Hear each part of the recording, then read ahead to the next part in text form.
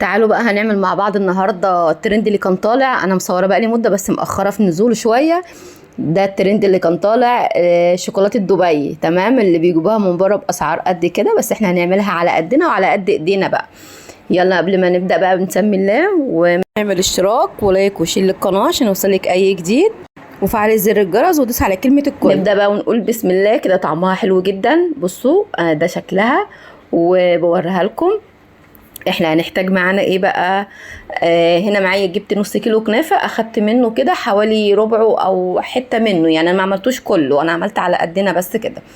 هنا طبعا بفرزها، بتحطيها في الفريزر الاول، وبعد كده بتيجي بقى مفرقاها او تضربيها في الكبه. المهم ان هي تبقى ناعمه زي ما انتم شايفين كده. بقطعها بالسكينه واجي فرقاها بايديا وهي مفرزه. طبعا هنعملها ايه؟ هنحمصها او هنحمرها. هنحط طبعا صينيه كده على البوتاجاز، او حمرها بقى بطريقتك في الفرن على البوتاجاز من فوق. المهم ان احنا نحط معلقتين سمنه وعليهم الكنافه، ونفضل نقلب بقى كده. افضلي قلبي طبعا على نار هاديه عشان ما تتحرقش معاكي. نفضل نقلب نقلب نقلب علشان تتحمر معاكي وتاخد كلها لون واحد كده زي ما انتم ما شايفين. كده معايا خلاص جهزت بقى. هنسيبها تبرد خالص، اهم حاجه ان هي تبرد جامد، تبقى بارده عشان تعرفي تشتغلي فيها. هنا بقى مرحله الشوكولاته دي اسهل طريقه لتسييح الشوكولاته، انا بسيحها بالطريقه دي. هنا بحط عليها نقطتين زيت واقفل الكيس واسخن ميه سخنه واجي حاطه الاكياس في قلب ميه سخنه زي ما انتم شايفين كده. هنحط بقى عليها الميه السخنه. لو وصلتي معايا لغايه هنا صلي معايا على سيدنا محمد عليه افضل الصلاه والسلام. وانت يا حلوه لو لسه ما عملتيش لايك، يلا دوسي على اللايك بقى كده وشجعيني بكومنت حلو كده. خلاص سيحت معايا خلاص اهي. هنعمل ايه بقى؟ انا كان عندي شوكولاته الغامقه قليله وكان عندي شوكولاته بيضه، فالمهم ان انا اخدت شويه شوكولاته بيضه وخليت شويه كده في الكيس. دولت احنا هنعوزهم دلوقتي، هوريكم لايه.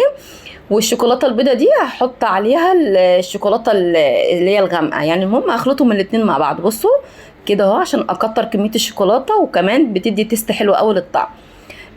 كده حطيت الشوكولاته البيضه على الشوكولاته الغامقه كده وقلبتهم لان كانت الكميه قليله عندي. جيت بقى خلاص كده الكنافه ايه بردت معايا. طبعا انا مش هعملها بصوص الفستق لان احنا ما بنحبهوش، فانا عملت كان عندي صوص كراميل. المهم دفيته كده ورحت ايه حطها على الكنافه. لسه عجنتها شويه، لسه محتاجه تاني. حطيت الباقي زي ما انتم ما شايفين كده اهو. افضلي قلبي بقى قلبي كده لغايه ما كل الكنافه والكراميل تمسك في بعضها كده. المهم بقى انا ما كانش عندي قوالب، فالمهم هعمل ايه؟ طبعا الجيش قال لنا نتصرف، فرحت جايبه علب كده بتاع دولسي كانت عندي، بغسلها وبشيلها الحاجات زي كده. وكان عندي ورق كب كيك حطيته في قلبها كده علشان لما اجي اصب الشوكولاته ما يعملش مني. المهم حطيته ورحت حاطه بقى ايه صوص شوكولاته ابيض من تحت، وبعد كده حطيت الشوكولاته التانية الغامقه من فوق وحطيتها في الفريزر تجمد شويه كده. خلاص طلعتها جمدت شويه من الفريزر، طلعتها ورحت حاطه بقى الكنافه زي ما انتم ما شايفين كده. بصوا طريقه سهله خالص. انت حتى لو ما عندكيش الكب كيك وما عندكيش الحاجات دي، ممكن تعمليها في اي صينيه عندك كده مربعه وتحطيها في الفريزر تقطعيها مكعبات. كده خلاص حطينا بقى الكنافه في النص. هنيجي نحط تاني صوص الشوكولاته من فوق او الشوكولاته من فوق كده اهو. وخلاص خلصت معايا على كده. دي سهله جدا، ومش عارفه ايه الارقام اللي بتتباع بيها بره، بس احنا عملناها في البيت على قد ايدينا وبطريقه سهله جدا والكل يعرف يعملها برضو.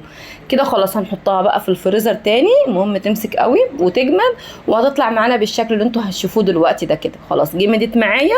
هنيجي نطلع بقى الورق كده ونفكه. كده طالعه اهي. شوفوا بقى ده كده شكلها. ممكن تقسميها نصين، ممكن تقسميها على 4 زي ما انت عايزه. انا اوريكم الطريقه وبطريقه سهله جدا وباي حاجه عندك في البيت هتعمليها بيها. اللي بيحب صوص الفستق ممكن عادي يجيبه ويعمله او يعمله في البيت اللي بيحبه، لكن انا عن نفسي احنا هنا ما بنحبش طعمه. فكده خلاص احنا بقى خلصناها. ده شكلها. هنقطعها بالسكينه لان انا لقيتها جامده فقلت اقسمها بالسكينه.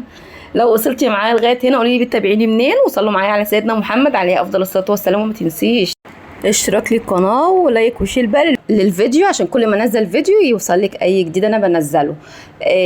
لو حد عمل الطريقه دي وعجبته يكتب لي كومنت حلو بقى كده، وبالف هنا وشفا ليكم واحلى ترند احنا عملناه. هنا كنت بدوقها وبقول لكم حلوه قوي وطعمها حلو، بس اللي بيحب السكريات قوي هتعجبه الحاجه دي.